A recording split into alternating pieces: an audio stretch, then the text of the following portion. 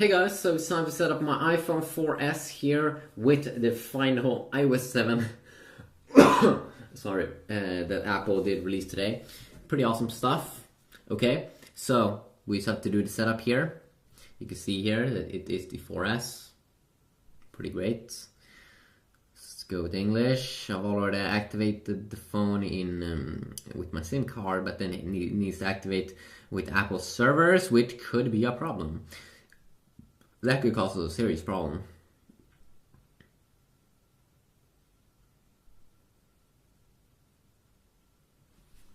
Okay, I need to type in my password.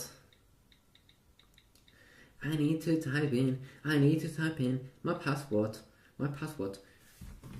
I already did show you my password in one video.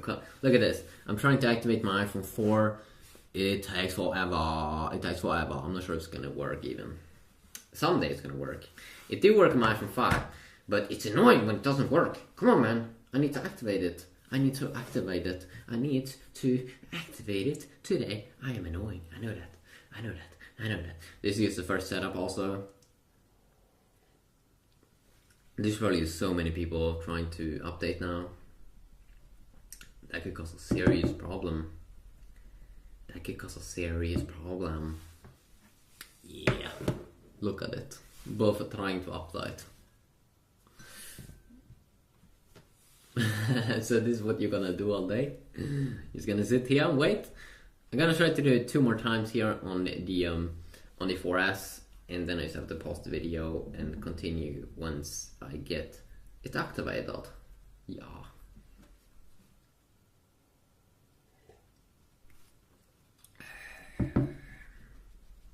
It's a little bit annoying. You get a little bit pissed off when it doesn't work. But hey, it's all good.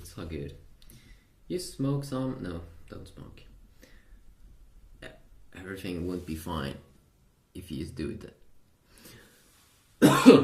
So, this could be annoying. This is the last time though. So I'm just gonna quit the video here with the 4S, and then I'm just gonna pause, and then when it works, I will probably just continue the video. But come on, man, I don't have all day. And you can also try to connect your phone to iTunes, which I'm probably gonna do. And if it works, then I will just continue. I will just continue in that way. We are.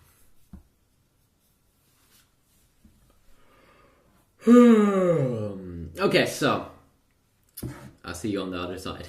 So I finally got it to work here on my 4S. The activation process after a few minutes. Set up as a new, or actually took maybe an hour or something.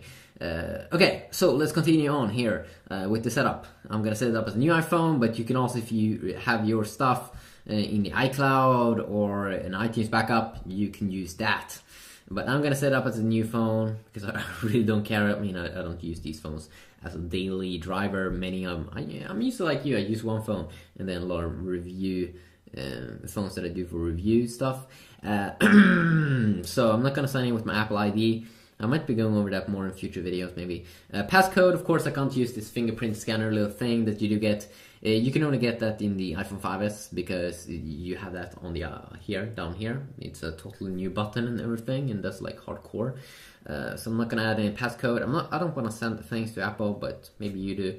Also, I got some lag there at the startup here on my iPhone 4S. Pretty interesting that I still got it on the iPhone 4S, which is a dual-core processor. So this is not for review. This video, of course, this is how it looks. The first. Oh my god. Okay, I have zero money. I have zero money on my account or on my SIM card, of course. No worries. It's not my main phone. But let's see here. The first things that I would do when I set up my phone here is I would change this. I don't like auto brightness. I like to have control. I like to have control of the brightness. If you're paranoid, then you might want to have that auto thing on. Let's see here. Also, what I usually do is that I go into general. I don't like this little thing with auto lock after 1 minute, so you totally disable that. I mean, when I lock my phone, I lock my phone. But maybe you like that feature. Maybe you like it. Maybe it's probably a good feature because I've heard that the battery inside of iPhones is not like the best thing ever. So that's a little good thing to do. Of course, there's a lot of new things in iOS 7, like the new UI, the new control center, which you can swipe up here, which I'm probably going to go over in other videos. You can see that nice little transparency over here. And you can see that overall the performance here is good. Is kind of like as you would have an iPhone 5 performance, because this one is dual core, the iPhone 5 is dual core. The problem is when we are coming down to the iPhone 4, which only has one single core processor. You can still run a lot of games good, and it's still very impressive because it's a very old device and still can run 3-year-old. I mean, it's a 3 or soon 4-year-old phone, which still works pretty good on the latest iOS, which I find very impressive. You still have the spotlight lag here. I can show you pretty quick. I mean, that's some extreme lag. Why can't Apple like try to preload that so it doesn't lag? I mean, it doesn't lag when you do it multiple times here. I think that Apple, one thing I'm trying to do here is I just try to swipe up. I mean, after I've been opening up this spotlight, I try to swipe up to close it, but I don't think that's the way it's meant to be. It's just one tap, I think. You can see here that the keyboard and everything, I mean, you have the same transparency as you would get on, let's say, an iPhone 5. You don't get that, though, pretty sad in the iPhone 4, but I don't think that phone would be able to handle it. Now, if you don't like the transparency thing, I did show how you can disable it. You can just go into general. You can just increase the contrast by going here, and let's see, accessibility. And then when we go down here, this is also one new thing here, on and off labels, which was coming in a new beta, I think. Pretty nice if you want to see that a little bit better, maybe you like that, increase contrast here. So if you don't want to see contrast, or if you don't want to see any weird things that you see through, you can see it have increased the contrast down here.